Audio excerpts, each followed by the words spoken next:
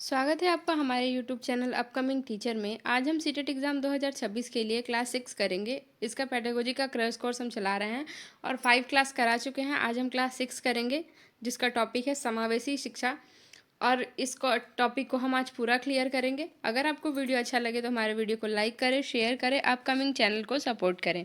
चलिए वीडियो को शुरू करते हैं। ये सारे टॉपिक्स हम कवर कर चुके हैं: child development, learning theories, intelligent personality, teaching and learning process, और आज हम करेंगे इंक्लूसिव एजुकेशन यानी कि समावेशी शिक्षा। तो चलिए वीडियो को शुरू करते हैं। समावेशी शिक्षा का परिचय। देखिए, समावेशी शिक्षा का अर्थ है सभी बच्चों के एक साथ सामान्य शिक्षा देना। अर्थात देखिए, समावेशी का मतलब होता है सबको, सारे बच्चे, जितने भी बच्चे हैं उन सब को एक जैसा शिक्षा देना ही क्या कहलाता है? समावेशी शिक्षा कहलाता है। जिसमें सभी बच्चों को, चाहे वो सामान्य हो, विशेष आवश्यकता वाले हों, उनको एक ही विद्यालय में, एक ही कक्षा में, एक ही समान शैक्षिक वातावरण में शिक्षा दी जाती है। और क्या होता है कि किसी भी बच्चे में उसकी शारीरिक, मानसिक, सामाजिक, भाषाई या आर्थिक स्थिति के आधार पर उन्हें अलग नहीं किया जाता।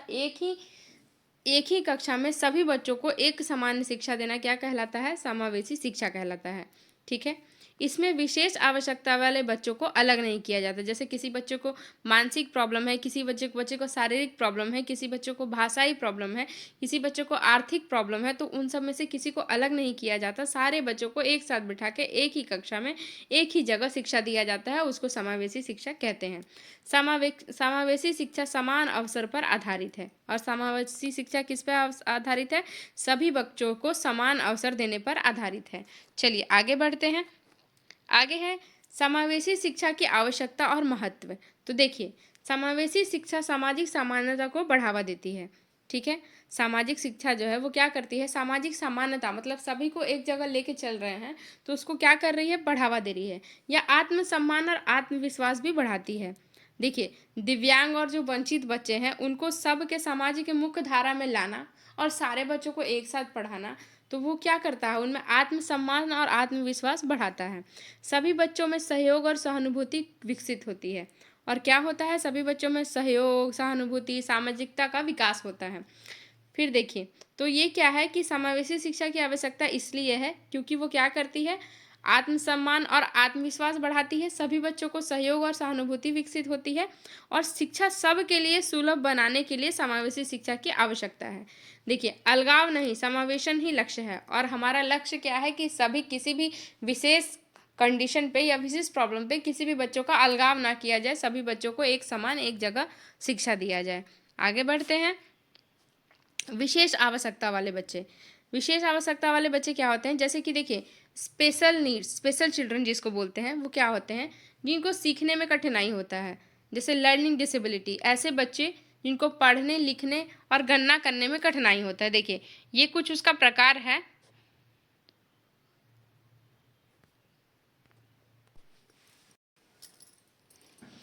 इसका देखिए, ये एग्ज़ाम में बहुत इंपॉर्टेंट है और एग्ज़ाम में हमेशा आता है कि जिनको पढ़ने में, लिखने में और गिनती करने में कठिनाई हो, वो किस फील्ड में आते हैं? तो वो आते हैं लर्निंग डिसेबिलिटी में। किस में आते हैं? लर्निंग डिसेबिलिटी में आते हैं। और उनको क्या होता है? ऐसे बच्चों को क्या होता है?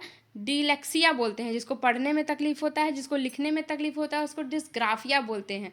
और जिसको गिनने में प्रॉब्लम होता है, कैलकुलेट करने में, उसको डिसकैलकुलिया बोलते हैं गणित में। तो ये सारे क्या हैं? इसके वो हैं, क्या बोलते हैं, नाम है। कि जिसको पढ़ने में प्रॉब्लम हो रहा है उसको डिसलेक्सिया है, जिसको लिखने में प्रॉब्लम हो रहा है उसको डिस्ग्राफिया है, और जिसको कैलकुलेट, गणित में प्रॉब्लम हो रहा है उसको डिसकैलकुलिया है। ठीक है। अब आगे बढ़ते हैं। देखिए, ये क्या है? डिसलेक्सिया। देखिए, जैसे मैंने बताया, यहाँ पे लिखा हुआ है जिसको पढ़ने से संबंधित प्रॉब्लम होता है उसको क्या बोलते हैं? डिसलेक्सिया, यानी रीडिंग करने में जिसको प्रॉब्लम हो रहा है। जिसको लिखने में प्रॉब्लम हो रहा है, तो देखिए, ग्राफ से रिलेटेड क्या होता है? लिखना, तो उसको क्या है? डिसग्राफिया। और जिसको क्या है? मैथ्स में प्रॉब्लम हो रहा है, उसको क्या हो रहा है? डिसकैलकुलिया। इसमें कैलकुलेट वर्ड आ रहा है। अब बात करेंगे ए ADHD। ये क्या है? इसमें ध्यान की कमी और अत्यधिक सक्रियता पाई जाती है। ADHD क्या होता है? जिसमें ध्यान की कमी और अत्यधिक सक्रियता पाई जाती है। ऐसे इसको क्या बोलते हैं? भावनात्मक एवं व्यवहारिक समस्याएं। इसको बोलते हैं भावनात्मक एवं व्यवहारिक समस्याएं। अत्यधिक आक्रामकता होता है ना, मन में हड़बड़ाहट जिन बच्चों का होता है, उनमें ध्यान की कमी होती है, आत्मविश्वास की कमी होती है, वो किसी भी चीज़ के प्रति ध्यान नहीं लगा पाते, आत्मविश्वास उनका नहीं बढ़ता है, और हर चीज़ में वो अलग ही दुनिया में रहते हैं। आगे बढ़ते हैं।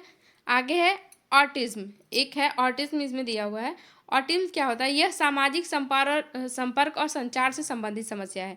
ऐसे बच्चे ना जिनको समाज में फेस करने में प्रॉब्लम होता है, किसी के सामने वो बोल नहीं पाएंगे, किसी के सामने कुछ नहीं कह पाएंगे, आते हुए भी उनको क्या है, प्रॉब्लम होगा समाज में सबके सामने बोलने में, चालने में, व्यवहार करने में उनको प्रॉब्लम होगा, तो उसको क्या बोलते हैं? ऑटिज्म बोलते हैं। ये सारे जो विशेष आवश्यकता वाले बच्चे हैं, ये एग्जाम में हमेशा पूछा गया है। जो मैंने अभी 3 वर्ड बताया ना, डिसकैलकुलिया, डिसग्राफ और डिसलेक्सिया, ये बहुत ज़्यादा इंपॉर्टेंट है और एग्जाम में हमेशा पूछा जाता है। पूछ लेगा कि पढ़ने में जिन बच्चों को तकलीफ होता है उसको क्या बोला जाता है, तो उसको बोलेंगे डिसलेक्सिया बोला जाता है। जिसको लिखने में तकलीफ होता है उसको क्या बोला जाता है? डिसग्राफिया बोला जाता है। और जिसको गणित में प्रॉब्लम होता है डिसकैलकुलिया बोला जाता है। ये क्वेश्चन से ही आपका क्लियर हो जाएगा। कैलकुलेट है, कैलकुलिया है तो गणित हो जाएगा, ग्राफिया है चित्र बनाने वाला तो लिखने वाला, तो वो हो जाएगा लिखने में, और डिसलेक्सिया है सुनने से रिलेटेड है तो वो क्या हो जाएगा? पढ़ने में हो जाएगा। चलिए आगे बढ़ते हैं। उम्मीद है आपको ये समझ में आ गया होगा। और देखिए ऑटिज्म में मैंने बताया है कि सामाजिक संपर्क में कठिनाई होता है, दोहराव वाला व्यवहार होता है और संचार में समस्या होती है, किसी से बात करने में, बोलने में, किसी के सामने अपनी बात को प्रस्तुत करने में। आगे बढ़ते हैं। प्रतिभाशाली एवं मंदबुद्धि बच्चे। अब देखिए, अब आ गया हमारा टॉपिक क्या? प्रतिभाशाली एवं मंदबुद्धि बच्चे। इससे भी क्वेश्चन एग्जाम में बहुत ज़्यादा आता है। प्रतिभाशाली बच्चे, गिफ्टेड चिल्ड्रन, इनकी बुद्धि सामान्य से अधिक होती है।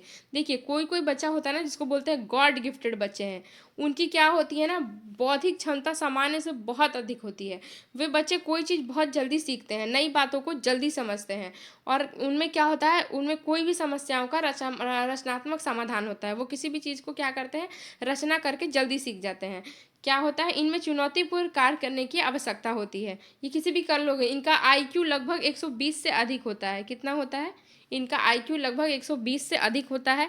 सीखने की गति तेज होती है, गहरी सोच और तर्क शक्ति इनमें होती है, और वो किसी भी चीज़ को कल्पना और रचनात्मक ढंग से कर लेते हैं, और नए नए प्रश्न पूछने की आदत होती है। और दूसरा होता है मंदबुद्धि बच्चे। मंदबुद्धि बच्चे देखिए क्या होता है? मंदबुद्धि बच्चों का अर्थ है कि उनकी सीखने की गति क्या होती है? एकदम धीमी होती है, और इनका आईक्यू क्या होता है? 70 से कम होता है। इनका आयु जो है, आईक्यू 70 से कम होता है। और देखिए इनमें सीखने की गति क्या होती है? एकदम धीमी होती है। इन्हें अतिरिक्त समय और सहयोग की आवश्यकता होती है। इनको एक्स्ट्रा पढ़ाना पड़ता है, उनको याद करने में कठिनाई होती है, आत्मनिर्भर बनने में कठिनाई होती है, और सामाजिक समायोजन में भी समस्या होती है। जो हमने आईक्यू पढ़ा था पिछले चैप्टर में, तो जो प्रतिभाशाली बच्चे होते हैं, गॉड गिफ्टेड बच्चे होते हैं, गिफ्टेड चिल्ड्रन, उनका आईक्यू 120 से अधिक होता है, और जो मंद बुद्धि वाले बच्चे होते हैं उनका आईक्यू क्या होता है? 70 से कम होता है। चलिए आगे बढ़ते हैं। आगे है समावेशी शिक्षा में शिक्षक की भूमिका। अब हम बात करेंगे कि समावेशी शिक्षा में शिक्षक की क्या भूमिका होती है। तो देखिए, समावेशी शिक्षा में शिक्षक की भूमिका जो है वो बहुत महत्वपूर्ण होती है। कैसे? बताते हैं। शिक्षक को सकारात्मक दृष्टिकोण रखना चाहिए। देखिए बिल्कुल, समावेशी शिक्षा में जब सभी प्रकार के बच्चे एक ही क्लास में बैठे हैं, कोई शारीरिक रूप से ठीक नहीं है, कोई मानसिक रूप से ठीक नहीं है, कोई आर्थिक रूप से ठीक नहीं है, उस समय शिक्षक को क्या करना चाहिए? सकारात्मक दृष्टिकोण रखना चाहिए। सभी बच्चों को एक समान रखना चाहिए, पॉजिटिव एटीट्यूड रखना चाहिए सभी बच्चों के प्रति, और सभी बच्चों को एक समान शिक्षा देना चाहिए। शिक्षक को व्यक्तिगत भिन्नताओं को समझना चाहिए, और शिक्षक को समझना चाहिए कि कौन सा बच्चा जल्दी नहीं सीख पा रहा, कौन सा बच्चा सीख रहा है, किसको कैसे बताया जाए कि उसको समझ में आए। शिक्षक को कोई भी भिन्नता बच्चों में नहीं करना चाहिए, और एक समान रख के सबको पढ़ाना चाहिए। शिक्षक को शिक्षण विधियों में लचीलापन रखना चाहिए, और शिक्षण को क्या करना चाहिए? शिक्षण विधियों में कैसा क्या रखना चाहिए? लचीलापन रखना चाहिए, ताकि सारे बच्चे क्या करें? आराम से सीख सकें। यानी शिक्षक का शिक्षण विधि समावेशी कक्षा में कैसा होगा? बाल केंद्रित होगा। कैसा होगा? बाल केंद्रित शिक्षण होगा। ठीक है। शिक्षक मार्गदर्शक और सहयोगी की भूमिका में होता है। समावेशी शिक्षा में शिक्षक कैसा होता है? मार्गदर्शक और सहयोगी की भूमिका में होता है। चलिए आगे बढ़ते हैं। आगे है समावेशी शिक्षा में बाधाएं। अब पढ़ेंगे हम लोग कि समावेशी शिक्षा में बाधाएं क्या क्या होती हैं। तो देखिए, समावेशी शिक्षा में क्या क्या बाधाएं होती हैं। संसाधनों की कमी एक बड़ी बाधा है। समावेशी शिक्षा में सबसे बड़ी बाधा क्या है? संसाधनों की कमी। अब मान लीजिए ना, सहायक उपकरण नहीं है, जैसे अंधे बच्चे हैं तो उनको ब्रेन रीपी से पढ़ाया जा रहा है, और जो बच्चे देख रहे हैं उनको लिख के पढ़ाया जा रहा है, और सारे बच्चों को एक साथ पढ़ाया जा रहा है, तो उसमें क्या है? संसाधनों की प्रॉब्लम है। हियरिंग एड्स नहीं है, विशेष कक्षा या रैंप का अभाव है। फिर क्या है? प्रशिक्षित शिक्षकों के अभाव की समस्या। और देखिए फिर इसमें क्या होता है, प्रशिक्षित शिक्षकों की अभाव की समस्या। उसमें होता है ना, जैसे विशेष आवश्यकता वाले बच्चों की पहचान अलग होती है, उनको अलग से ट्रेन किया जाता है, तो उसमें क्या होता है, वैसे शिक्षक की ज़रूरत पड़ती है, तो उसमें क्या होता है, प्रशिक्षित शिक्षकों का अभाव बन जाता है। नकारात्मक सामाजिक दृष्टिकोण की बाधा। और देखिए दिव्यांग बच्चों को कमज़ोर समझना, ये सब क्या है, समाज की सोच है ना। जो बच्चे सही से उनका शरीर है ना, वो दूसरे बच्चों को देख के सोचेंगे कि अरे इसका शरीर कैसा है। साथ में पढ़ने के परिणाम में क्या होता है, बिगड़ने की सोच। और क्या है, यह मानसिक, जो समावेशी शिक्षा की सबसे बड़ी बाधा है, मानसिक सोच, अपने आप से किसी को भिन्न समझना, उसका मजाक उड़ाना, ये सब समावेशी शिक्षा की क्या है, बाधाएं हैं। चलिए आगे बढ़ते हैं। उपराज उपचारात्मक शिक्षण। अब है रीमेडिकल रीमेडियल टीचिंग, जिसको बोलते हैं उपचारात्मक शिक्षण। क्या बोलते हैं, उपचारात्मक शिक्षण। उपचारात्मक शिक्षण कमजोर छात्रों के लिए किया जाता है। उपचारात्मक शिक्षण किसके लिए किया जाता है, कमजोर छात्रों के लिए। होता है ना, जो बच्चे जल्दी नहीं सीख पाते, तो स्कूल में होता है ना कि आज आप लोग का एक्स्ट्रा क्लास होगा, तो ये किसके लिए होता है, वैसे बच्चे जिनकी समस्या की पहचान की जाती है, उसकी कमजोरी के अनुसार उनको विशेष सरल और एक क्रम, एक लाइन में उनको क्या किया जाता है, पढ़ाया जाता है। ठीक है, इसका उद्देश्य सीखने की कठिनाइयों को दूर करना है। और इसका उद्देश्य क्या है, सीखने की कठिनाइयों को दूर करना है। जैसे जिन बच्चों को पढ़ने में कठिनाई होती है, लिखने में कठिनाई होती है, गणित में बार बार कठिनाई होती है, उनका उपचार किया जाता है, इसीलिए इसको उपचारात्मक शिक्षण कहते हैं। जिन बच्चों को इन सब में दिक्कत होता है, उनको व्यक्तिगत ध्यान में रखते हुए उनको एक्स्ट्रा अलग से सहयोग करके अलग से सिखाया जाता है। चलिए आगे बढ़ते हैं। अब ये क्वेश्चन आ गया हमारा सीटेट से रिलेटेड, आपको इस क्वेश्चन का जवाब देना है।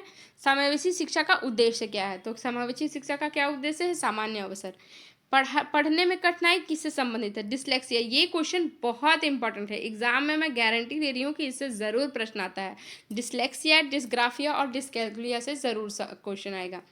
नेक्स्ट क्वेश्चन है, समावेशी कक्षा में शिक्षक की क्या भूमिका है, तो समावेशी शिक्षा में शिक्षक की क्या भूमिका होती है, मार्गदर्शक की। चलिए आगे बढ़ते हैं। हमने क्या क्या पढ़ा इस चैप्टर में। समावेशी शिक्षा सभी के लिए शिक्षा है, विशेष आवश्यकता वाले बच्चों को अलग नहीं किया जाता है, और शिक्षक की भूमिका हमेशा कैसी होती है, सहयोगी होती है। तो आज लगभग हम लोगों ने 6 टॉपिक पढ़ा दिया। आपको होमवर्क में लिखना है समावेशी शिक्षा के 2 लाभ, आपको कमेंट में बताना है। होमवर्क तो आप हमको दिखाएंगे नहीं, तो आप कमेंट में ही बताइएगा, समावेशी शिक्षा के 2 लाभ बताइए क्या होता है। आज मैंने 6 चैप्टर पढ़ा दिया, एक और टॉपिक आपका पेडागोजी का बचा हुआ है, वो मैं आपको कल कंप्लीट करा दूंगी। और उसके बाद लास्ट 2 डेज जो बचेगा, उसमें आपको मैं MCQ कराऊंगी, मॉक प्रैक्टिस कराऊंगी, और जो भी मैं शॉर्ट्स वीडियो भी डाल रही हूँ ना, वो एक बार आप ज़रूर ध्यान से देखिएगा। एग्जाम में जाने से पहले PYQ ज़रूर लगाइए, किसी भी 3 साल का उठा के PYQ लगाइए। और सबसे इंपॉर्टेंट कि CDP को ध्यान में रखते हुए आप सीटेट पेपर को सॉल्व करिएगा, तो आपको 100% मैं विश्वास दिला दे रही हूँ कि आप पास हो जाओगे, आराम से पास हो जाओगे। जिनका तैयारी नहीं भी है, वो भी 7 डेज़ के वीडियोज़ को देख के जाओगे और थोड़ा सा MCQ प्रैक्टिस करके जाओगे। अगर आपका हिंदी इंग्लिश में पैराग्राफ पे अच्छा कमांड है, तो आप आसानी से सीटेट एग्जाम को पास कर दोगे। चलिए आज के लिए इतना ही, मिलते हैं नेक्स्ट वीडियो में, तब तक के लिए धन्यवाद।